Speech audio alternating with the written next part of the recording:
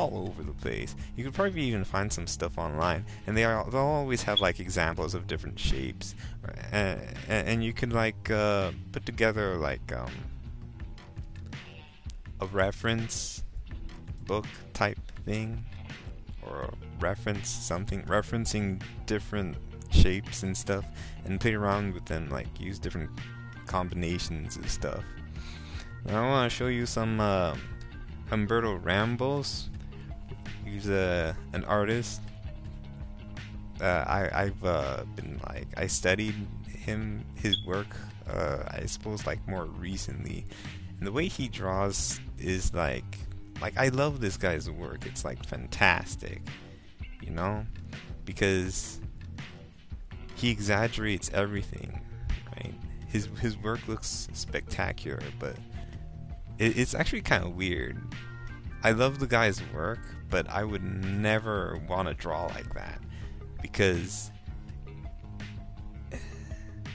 everything he draws is like so like spectacularly exaggerated to like ridiculous extremes.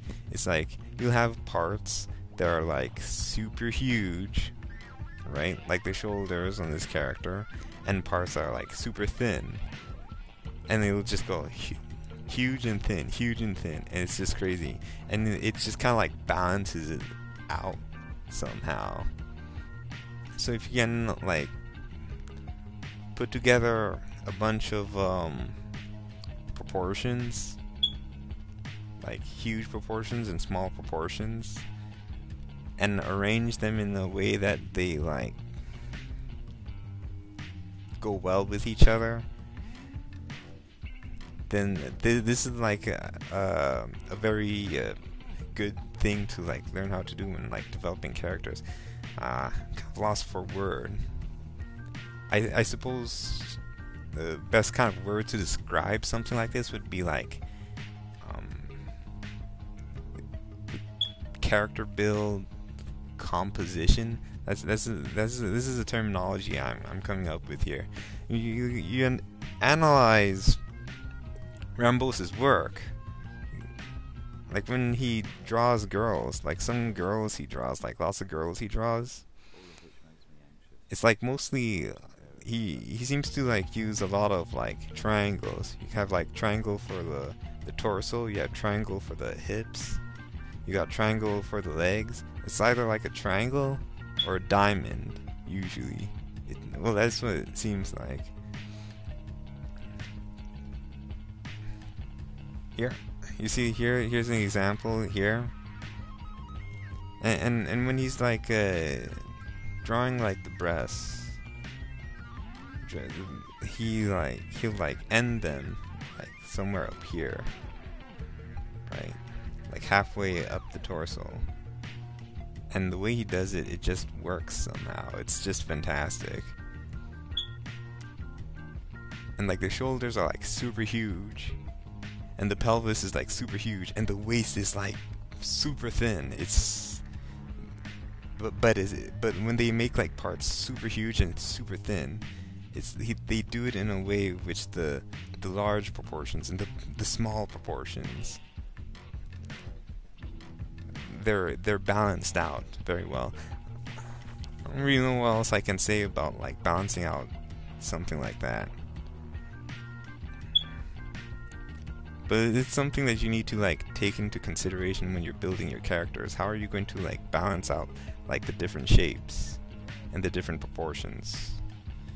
Because if you can like reach a healthy balance of different shapes and different proportions, then that will like contribute to the look of your character, to making it look good.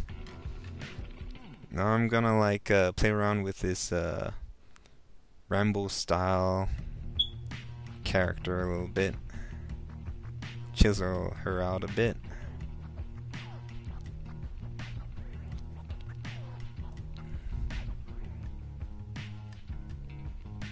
The thighs here are like super huge, and the knees are super tiny. If a real character like this existed, I don't think they'd be able to walk. But it's not a real character. That's the thing about art, man. You can like get away with like doing so much stuff as long as it looks good. There's a good chance that you can get away with it. But things in art, like a lot of things in art, are pretty relative, you know, because it really depends on what you're aiming for, you know. I'll give her some like sports bras here so you can like see their figure. And I don't know if you noticed earlier, but I kind of like put in like a twist in her body here. So her pelvis is kind of like twisting in one direction, and her torso is like twisting in another direction. Like doing things like that can make the character like look more interesting, because I guess this again goes into like composition, you know. Like a lot of things in art is like related to composition. Like in composition, if you have a bunch of elements and the pattern isn't like random, everything is like the same, then that makes it less interesting. It draws less attention. So when you're designing characters, you gotta like think about things like that. Think about composition and think about what things will make the thing look more interesting. Now the way he like draws the guys is like different from the way he draws the girls. The guys, he uses more like rectangular shapes, and the proportions are completely different too. Because with his guys, his torso and up will be something like more than half. It will be like something like 2/3 or something, right? And when he draws the legs will be like less than half. It will be like 1/3 or something like that. The girls, when he draws the girls, it's like the opposite way around.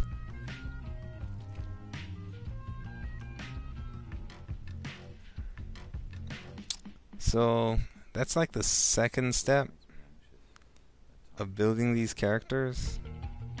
Well, the third step.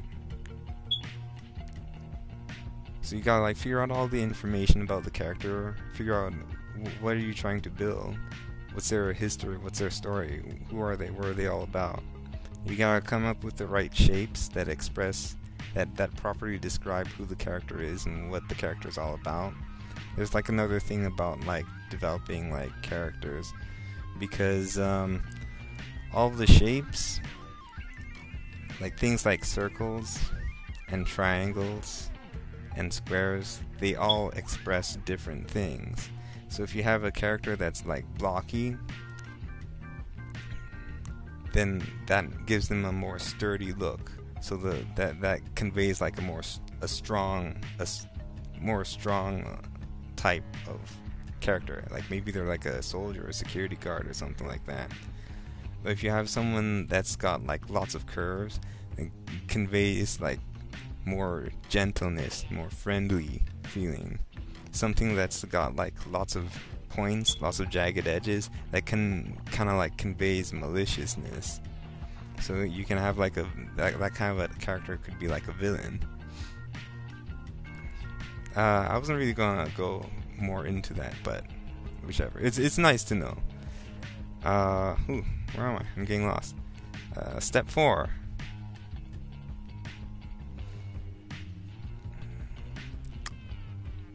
You gotta like put your character together. So you have all your character shapes, you figure out the proportions and everything, the general build. Okay? Now you gotta like figure out what their costume is. Again, you're looking at your references, right? And you use your references to figure out what type of costume, what type of outfit is your character gonna have. Oh wait, on a side note, for like designing stuff, there are 7 essential things. Actually, there are 6 essential things, sorry, for design. I'll change that 7 in a second. Stick this thing over here. There we go. Alright. Yeah.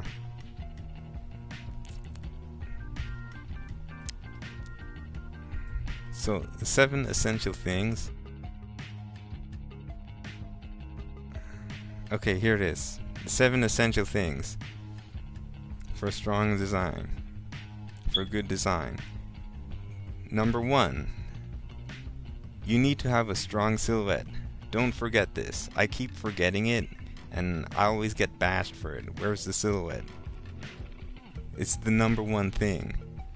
I don't think I can forget silhouette anymore because it's been like bashed against me like so many times. It's not even funny.